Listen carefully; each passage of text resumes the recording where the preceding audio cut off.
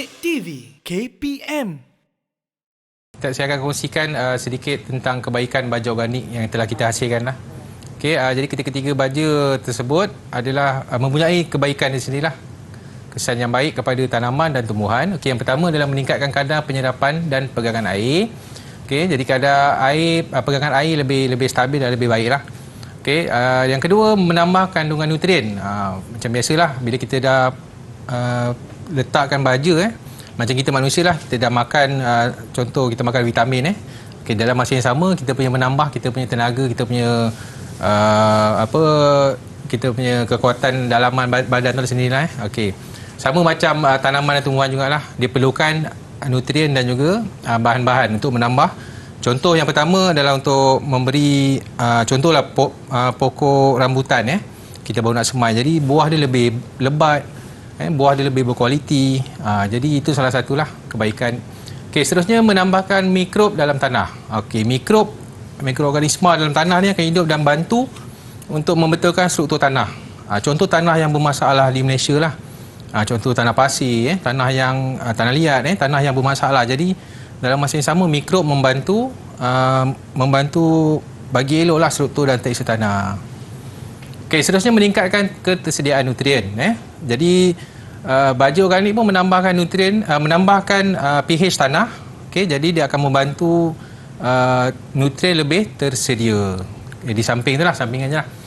Macam saya cakap tadi, yang terakhir membaiki keadaan tanah. Jadi tanah-tanah yang bermasalah tu lebih baik, lebih dia dibaiki oleh baja organik tu sendiri. Sebab baja organik tu dia mempunyai pelbagai fungsi lah. Seterusnya kita tengok kesan sampingan baja organik. Yang pertama, menggalakkan pertumbuhan rumpai. Kesan sampingan ni kesan yang kurang baik lah sebenarnya. Tapi jelas setiap benda tu dia ada kelebihan, ada kekurangan. Di mana cuma baja organik dia kurang lah, dia punya kekurangan. Tapi kekurangan yang boleh kita tengok, yang pertama menggalakkan pertumbuhan rumpai. Lalang ke rumput-rumput lebih cepat naik lah. Yang kedua, penyebaran perosak atau penyakit. Dia boleh jadi tempat untuk merebaknya serangga-serangga ke membiar. Jadi kesan sampingan daripada baja organik itu sendirilah. Yang ketiga, menjadi perumah kepada perosak. Bila dia jadi lalang, rumput, jadi dia boleh menjadikan dia satu tempat kepada perumah, kepada perosak untuk menjadikan sebagai rumah lah perosak itu sendiri. Yang keempat, baja organik ni meresap lambat sedikit lah berbanding baja kimia. Tetapi fungsi dia, macam saya cakap tadi, 2 dalam 1. Dia membaiki keadaan tanah dan juga menambah nutrien kepada tanaman. Jadi pelbagai lah baja organik ni pelbagai fungsi. Tak sebenarnya kita lihat kesan tidak baik saja, tapi kesan baiknya memang lebih lah daripada kesan tidak baik. Jadi baja organik sangat sesuai untuk kita buat di rumah, sebab kita kan tak ada, cakap tak ada bahan-bahan atau alat-alat untuk kita nak buat baja kimia. Jadi baja organik lah paling cepat kita buat, paling senang, paling mudah dan memberi kesan yang agak baik lah kepada tanaman kita. Cikgu, maknanya inilah dia kalau kita lihat baja organik dengan yang bukan organik. Bukan organik, betul? Perbezaannya lah. Ini macam saya sebut tadi lah, baja organik menyuburkan tanah. Kalau baja bukan organik, menyuburkan pokok sahaja. Jadi baja organik ni dia membantu menambah nutrien pokok, memberi unsur organik, nutrien kepada tanah. Dia akan membentuk mikroorganisma untuk membantu membaiki keadaan tanah. Biasa cikgu, kalau kita ada baja-baja ni kat rumah, biasa mak dengan ayah kita kata jangan dekat dengan baja tu, beracun, nanti membahaya. Adakah sama juga dengan baja organik, cikgu? Baja organik tak bahaya lah, sebab kita tahu nama dia pun sendiri organik. Jadi tidak ada bahan kimia dan juga bahan-bahan bahaya untuk kita untuk keselamatan anak-anak kita tak ada masalah lah. Tapi jangan sampai dia minum lah sebab dia dah melalui beberapa proses pemeraman.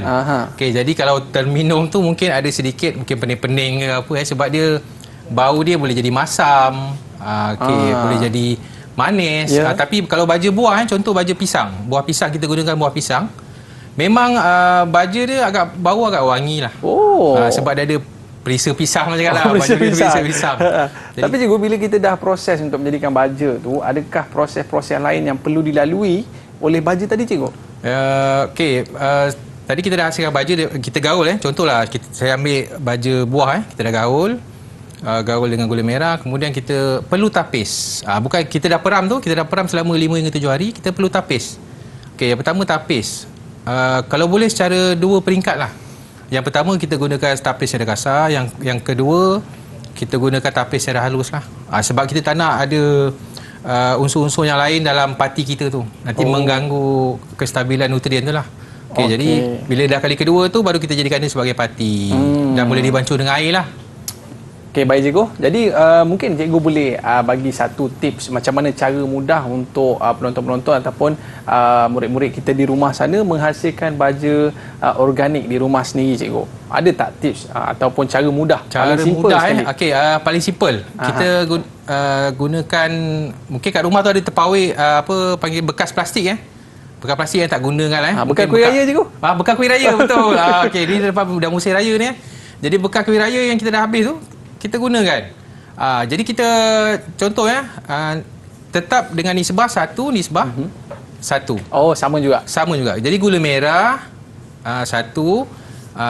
Contohlah saya ambil buah pisang. Buah pisang pun 1. Jadi kalau 100 gram gula merah, 100 gram pisang. Okey, jadi potong kecil-kecil. Masukkan je dalam bekas tu. Masukkan je dalam bekas.